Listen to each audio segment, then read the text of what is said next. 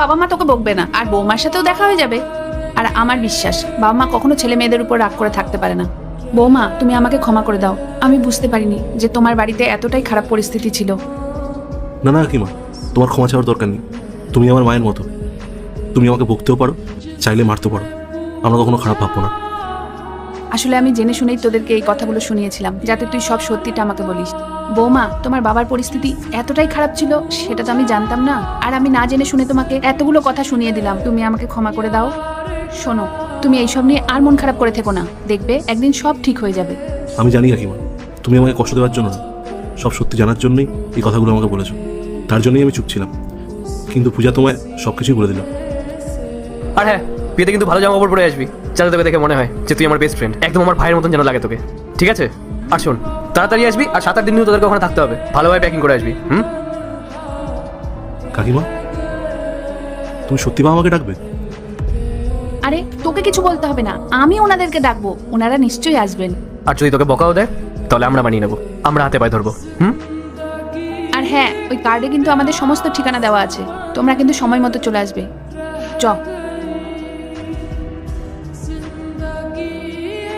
তাহলে আমরা আসছি। হ্যাঁ, বোধে আসছি, চলো মা।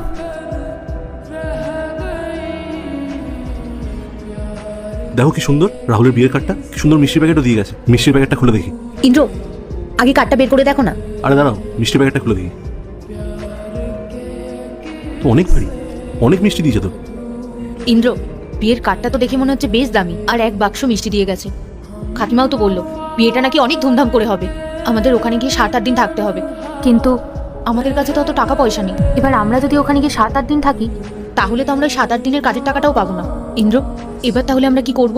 বিয়েতে যেতে গেলে তো অনেক টাকা পয়সার দরকার, আমরা কোথায় টাকা পাবো অত? আর জামা কাপড়ই বা কি করে কিনবো? দেখো, আমি রাহুলকে কথা দিয়েছি যে আমি যাবই, দরকার হলে টাকা ধার করে মার্কেট থেকে জিনিসপত্র কিনে নিয়ে যাবো।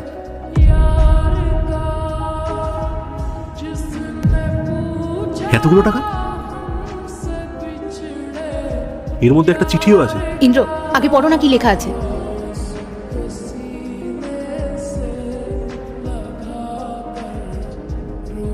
আমার প্রিয় বন্ধু, কেমন আছিস তুই? ভুলে গেছিস বল তোর ভাইকে? তোর কি মনে হয় তোকে আমি এভাবেই একা ছেড়ে দেবো? পরিস্থিতি যাই হোক না কেন, ঠিক আছে, কিন্তু এবার আমার পালা, সামনে আমার বিয়ে, এটা আমার তরফ থেকে একটা ছোট্ট গিফট তোর জন্য। বন্ধু হয়ে এইটুকু তো করতেই পারি, বল? এরপরে কি হয় সেটা দেখার আগে মায়ের কাছে 10 টাকা চাইলে 20 টাকা দেয়, 1 রুটি চাইলে 2টা রুটি দেয়। সেই মাকে যদি ভালোবেসে থাকো তাহলে ভিডিওটিতে লাইক করে চ্যানেলটি সাবস্ক্রাইব করো, আর কমেন্টে আই লাভ ইউ মা লিখো। এটা কোনো দয়া ভাবিস না, এটা তোর ভাইয়ের ভালোবাসা। তাহলে বন্ধু, দেখা হচ্ছে বিয়েতে। এমনই আমার বন্ধু, ও খুব ভালো করে জানে আমার ওখানে যেতে টাকা পয়সা সমস্যা হতে পারে।